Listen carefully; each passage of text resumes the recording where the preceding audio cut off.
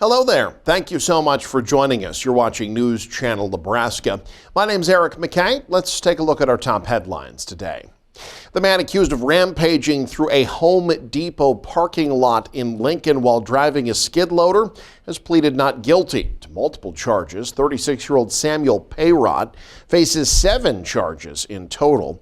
He was arrested back in January after damaging several vehicles with a skid steer loader at 2 different locations, including a police cruiser. One man suffered minor injuries. Payrot being held on a $100,000 bond. He's already serving time on a separate domestic assault and child abuse case from October of last year.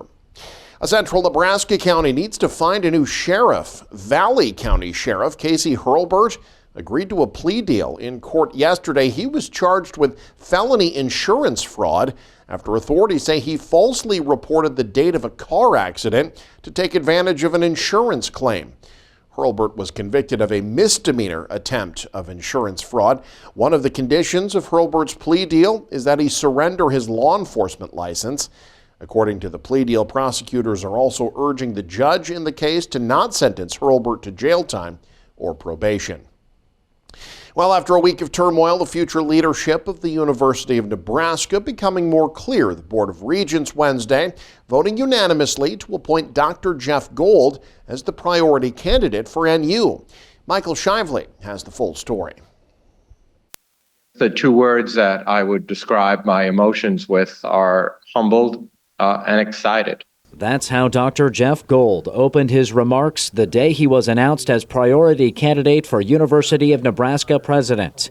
An East Coast cardiac surgeon by upbringing and trade, Gold now considers his move to the Heartland as his best life decision next to proposing to his wife. There has been no question that my coming to Nebraska to become part of this great family, of this great university, was the second best decision that I ever made. His leadership background in the NU system is immense. 10 years as UNMC Chancellor, 4 of which he also spent as UNO Chancellor, and 3 years as Executive Vice President and Provost of the university system.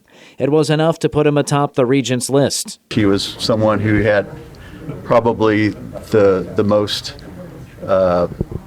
dynamic background as far as the fit, and sometimes it comes down to just who is the best fit. I'm impressed with his track record as a proven leader, a strategic thinker, and his commitment to One Nebraska. The search to fill the president role drew the spotlight the last week after speculation that athletic director Trev Albert's shocking departure was motivated by the vacant president's post. Governor Jim Pillen issued a public rebuke of the Regents and urged them to move quickly. By that point, board chair Rob Schaefer says the Regents already had meetings scheduled with finalists. Did the added pressure speed up the process? No, we had our process in place, and no. Pillen issued a statement on the selection on Wednesday. He spent most of it praising interim President Chris Kaborik, but did congratulate Gold and call him a visionary, patient-focused leader. Gold says he talked with the governor and their visions are highly aligned. We talked about the fact that we need to build the future workforce of our state, and in so doing, build the quality of life for all Nebraskans. As priority candidate, Gold will tour the state and participate in public forums. After 30 days, the Regents will vote on his official appointment. He says he hopes to earn the job and stay in the position as long as he can. I am confident that the University of Nebraska system is rock solid and incredibly well prepared for the headwinds that may be ahead. In Lincoln, Michael Shively, News Channel Nebraska. The university also has a new athletic director, and we now know more details about Troy Dannon's contract. Dannon's contract has a base salary of $1.6 million through March of next year. It will then go up by $100,000 annually through March of 2030. It's the same amount that Trev Alberts would have made had he stayed at UNL. The contract also includes a $1 million signing bonus to be paid out in May and stay bonuses that start at $200,000 in March of 2027, going up by $50,000 for each year of the contract completed thereafter. One major difference from Albert's contract, though, the resignation fines. If Dannon resigns in his first year, he'll owe $12 million to the university. That's 3 times what Albert's would have owed in his first year. In national news, despite strong bipartisan agreement, the U.S. could still see a partial government shutdown this weekend. Supporters probably have enough votes to pass the deal, but they might not have enough time. Amy Kiley has more. Where there's a will. We've been very, very consistent, very adamant that we had to get our government funded. We had to get the appropriations process done. There's not always a way. Parts of the federal government could briefly shut down this weekend, despite a bipartisan budget deal. The issue is time and whether it can overcome hurdles by the end of tomorrow. Even with bipartisanship, it's going to be a tight squeeze to get this funding package passed. The deal appears to have enough support to pass eventually. It funds parts of the government an earlier package didn't cover. There's absolutely no reason for a pointless and costly shutdown.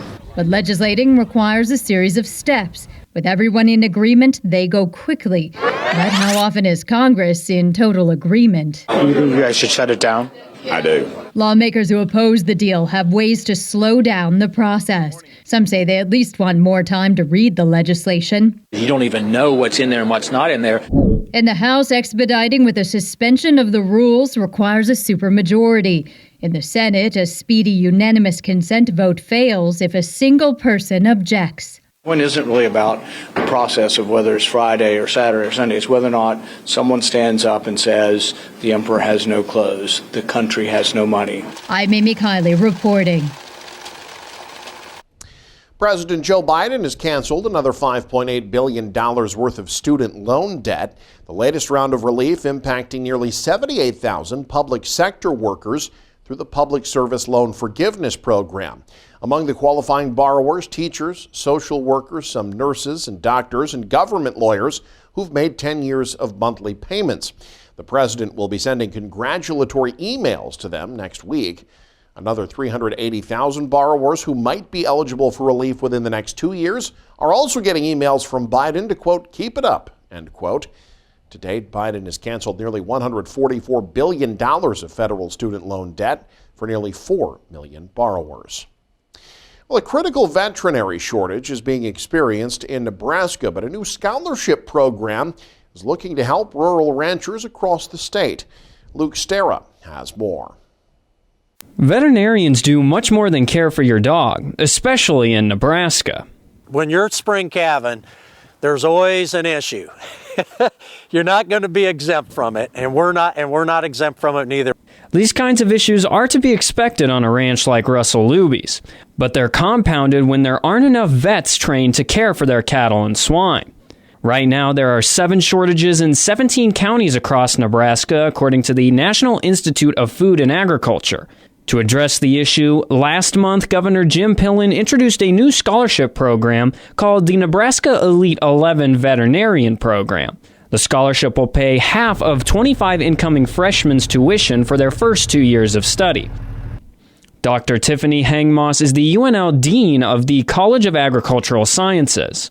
That it's really about that student loan debt. It's also about the professional development side of things and helping students as they're working their way through this 8-year education program to make connections. Hangmoss says companion animal veterinarians have increased over the past years due to the earning potential. She hopes this program incentivizes students to go into the production animal side. After the second year, up to 13 of those chosen will receive another scholarship covering 100% of their third and fourth years at UNL, and further veterinarian schooling at UNL and at Iowa State College of Veterinarian Medicine. The program's goal is to help ranchers in rural areas in the state struggling with the lack of veterinarians able to take care of livestock. But it's not an immediate solution, as it can take up to 8 years to finish their education and become a veterinarian. It sure can't hurt anything. You know, these programs, hopefully that helps out. I would hope to shout we can get these filled this situation handled or over time. Both Hangmoss and Luby say that patience is necessary, as it takes up to 8 years for a student to go through the entirety of their college career for veterinarian school.